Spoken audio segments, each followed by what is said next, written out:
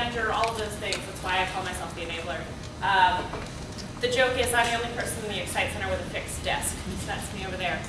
So the Excite Center, if you've never been here before, we opened January 2013. We hosted about 937 research meetings and discussions in our first year. And that goes from small group, conference calls to big events like this. We even hosted the Drexel Board of Trustees dinner December of last year. We fit 97 people in here for dinner. But these are the types of events that we like to support. We're a strategic university-wide initiative about cross-disciplinary research and learning. So some of the research facilities we house here are some expressive humanoid robotics, Jean-Pierre Guillaume's textile lab, the Shima Sekiho Tech Lab. But in general, this is our collaborative research space, and we also have a partnership with the Science Center and a collaborative business space upstairs. So if you're interested in any of those programs or any of the things that we do here, feel free to talk to me after the program. I'll be here or I'll be running around, as is my tendency, but you can always just leave me a note or email excite@drexel.edu. So have a great event, enjoy, and welcome. Thank you, Karen. Okay, so let's get started. I want to introduce our moderator for today, Dr. Kelly Joyce.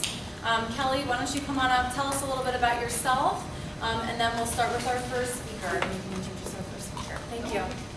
Hi everybody, I'm Kelly Joyce. I'm a sociologist here at Drexel, and I also direct the Center for Science, Technology, and Society. We have a graduate program through that center, a master's program, and one of our speakers today is finishing up her degree in that program, Nora Oxenfeld. So she's asked me to moderate, so I'm delighted to be here.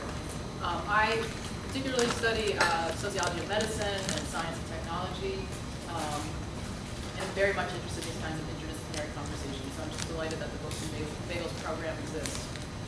So should I just introduce now? Sure. Nora's going to start, yeah.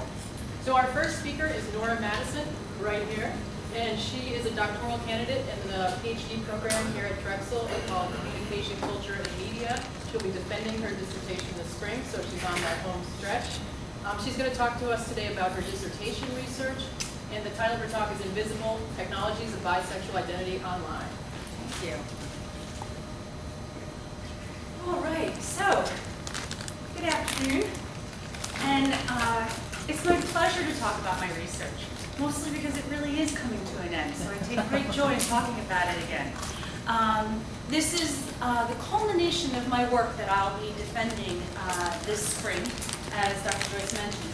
And so what I wanted to do in the spirit of Books and Bagels is I wanted to sort of overview very briefly what I'm doing and then sort of talk about the stuff that excites me, sort of talk about the stuff that I think has interest and relevancy to a broader audience, right, to an interdisciplinary conversation. So to begin, it's actually really important that I sort of frame what bisexuality is, because it's such a sort of a pivotal point within this research. All of what I've been doing for the last several years centers around what do we mean when we say bisexual, right? And while many of us, I'm sure, are familiar with the term, there is no single definition that works for everybody across all different platforms all the time, right? And so for this research, I use Robin Oakes, who is a bisexual activist and author, and I use her definition. And how she explains it is, bisexuality is the capability of being, the ability to be attracted to more than one gender over the course of one's lifetime in different ways, not always to the same ability at any moment or with any particular gender. So what I want to emphasize there is actually the moving away from bisexuality as being defined solely as an attraction to men and women, right? Which actually limits its application and sort of confines it to the binary, right? And so the usage that I'm using here is the ability to be attracted romantically or sexually to people of more than one gender, right? And so within this context, my research has examined bisexual spaces. So a very briefly just go over that. I don't actually have a method slide. That's right, I remember, I don't have a method slide. What I wanted to do is very briefly tell you what I mean by spaces, and if you have questions or you'd like to engage more on my methodology, we could certainly open that up when we get to the Q&A or the sort of conversation piece of today. And so when I say bisexual spaces, one of the things I've been committed to is to looking at both online and offline spaces, because more and more we understand both in research and our everyday practice that these are not distinct and separate spaces, that they inform one another, that our activities online are very much about our offline lives and vice versa. And so this research specifically endeavors to understand the myriad interconnectedness of those spaces. And so I've done things like face-to-face monthly meetings with the group here in Philadelphia called By Unity, national and international conventions. I had the joy of going to Leeds in the United Kingdom for what's called BICON. And I didn't make it this year where it was going to be in Edinburgh. Wow, I wanted to go to Edinburgh. And then also in myriad online spaces, including Tumblr pages dedicated to bisexual specific issues, listservs, as dated as they may seem, are not as active as they once were when I started this research, but are still pivotal to forms of communication. But again, I've also been really intent on opening up my spaces to include places that have visual interactions as well. And so Facebook, blog sites, and things of that nature. If you'd like to know which exact spaces I've included, I can certainly address that or send you some of my work. Now, how many of you are familiar with this image? Yeah, most tend to be, right? And so we recognize this as what we call the pride flag, right? Or the gay pride flag. How many of you are familiar with this image? No worries, I'm not surprised. So, we'll come back to it in just a moment. The only theory I really want to talk about, or the only framework I want to sort of set the rest of this brief conversation around, is this notion of representation. What Hall, Stuart Hall, who's a cultural theorist, explains as the work that representation does. And that means the kinds of practices that we engage in all the time.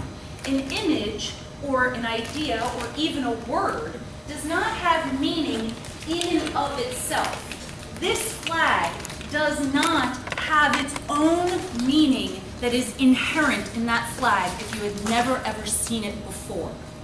Right? You might just think colors, pretty. It is through the work of connecting it to a set of ideas, to a group of people repeatedly, that it develops meaning. And that is the work of representation. Those are the practices of representation. Right? And so this here is the bisexual pride flag. And this is specific to bisexuality and when they march in pride events and want to gain visibility. But a compelling question I have is, what happens if the artifacts and the images and even sometimes the concepts that you use don't have cultural intelligibility?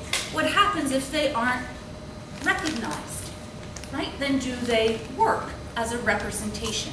And so that's been sort of the compelling driving force as I've, towards the tail end of this research. And so I want you to consider the following set of images. Does this represent bisexuality? Does this? Perhaps this? Importantly, does this represent bisexuality? So one of the most salient and recurring themes in my research has been the perceived experience and feeling of invisibility, of not being recognized as a bisexual in most social environments, right? And so this was an article that came out, this was a blog post that came out about 2 years ago, holding my boyfriend's hand on becoming invisible again. Because the system of representation for sexual orientation is generally shorthanded into a binary of being straight or gay, right? And within these two poles, we have a very vast system of representation in which we can choose to dress certain ways, use certain language, associate with certain symbols and messages that allow that system of representation to both work in both using it and also sustaining it. By participating in it, we continue it along further, right? And now we can talk about the many, many ways in which those systems may fail us at different times, but those systems, those languages for representation, right, are a lot larger than us as a single individual, and so we interact with them. And what happens when your system of representation, right, isn't culturally available, isn't part of the larger language, okay? And so, the struggle to signify bisexuality. This is me in one of my other favorite t-shirts. This is also a bi t-shirt. This one is putting the B back in LGBT. Now, this is not my comment, okay? This is from my research. There is no style for bi. There's no voice tone. Unless I'm wearing my shirt, how is anyone to know? And again, not the respondent. I'm just combining these images with these texts. I wish there was a look. I wish I could get up every day and put on the clothes and jewelry that identified me to the world when I stepped out of my apartment. I wish I was as visible on the street as I am on Facebook. And that last part, as I am on Facebook, has been the sort of, the piece de resistance, the French word, has really been the powerful impact that I'm concluding this research with, and that is mediating representation. I feel more out online than offline, and that's because in the offline world there's this whole social assumptions. My coworkers, friends, etc. know I have a boyfriend, which equals straight for most people out there. So I'll out myself when the occasion comes, talking about someone I used to date, the LGBT youth group I used to belong to, or usually just about some girl I find attractive. And usually people are not surprised. Whereas online, my pic at Facebook and Orchid is a bisexual pride icon. I follow bi groups on Twitter. I'm a member of bi groups. So online it's spelled out, while offline people think of me as having a BF means I'm straight. And so it's the combination, it is the mediation of all these different spaces where people are working to construct intelligible bisexual identities, right? And so here's just an example, just a brief example of some of the icons that might be used. But again, this tension arises. What happens if the very icon or imagery that you're drawing on isn't widely recognized? And so it's this work. It's the work of linking them. It's the work of both using the icon, using language, linking, hyperlinking to other types of sites that together construct what I call technologies of visibility, right? And so by using these icons and engaging in these practices. So here, this is I am visible. This is actually no longer available online, but a new one has just come up to take its place. This was modeled after the It Gets Better campaign that happened on YouTube that Dan Savage sort of started a couple years ago in the wake of a bunch of youth suicides. Right? So he started the It Gets Better campaign where people participated by posting videos to tell people it's going to get better.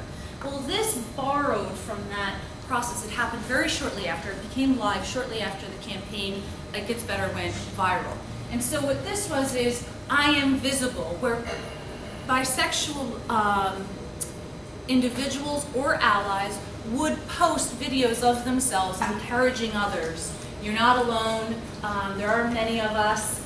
This is what we look like. Look, we're everywhere, right? And so this is one practice of representing bisexuality, including using, which is a very common way to do this, using celebrities, right, to speak to the broader popularity of any particular identity or political movement, right? And so here, if you're not familiar, is one of my favorite human actors, Alan Cumming. And so here he participated in the I Am Visible campaign. Now, also what happens to be going on just this week, so my talk is sort of wonderfully timed, as this is Bisexual Awareness Week. Tuesday was Bisexual Visibility Day. I've been involved in this research for just about 3.5 years. And I've been a part of bisexual communities for a far longer time period than that. And this year was by far the largest participation that we've seen internationally in Bisexual Awareness Week and Bisexual Visibility, in which this year lots and lots of hashtags were employed. It was widely discussed within certain widely discussed for my world, in Twitter, on Facebook, and lots of other mediums. And so, again, all of these together, combined, in the offline and the online spaces, intersecting all these different types of practices, build what I'm calling a technology of visibility for exactly to try to explain the type of work that goes into constructing intelligible representations. So there you go. That's my research. We like to think that Visibility Day was a success. Thank you so much.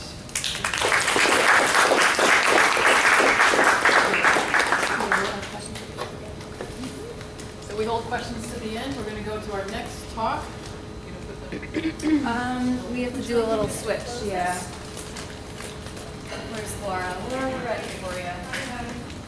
Perfect. Take just a 1 minute break, yep? Feel free to help yourself to some more lunch. Thank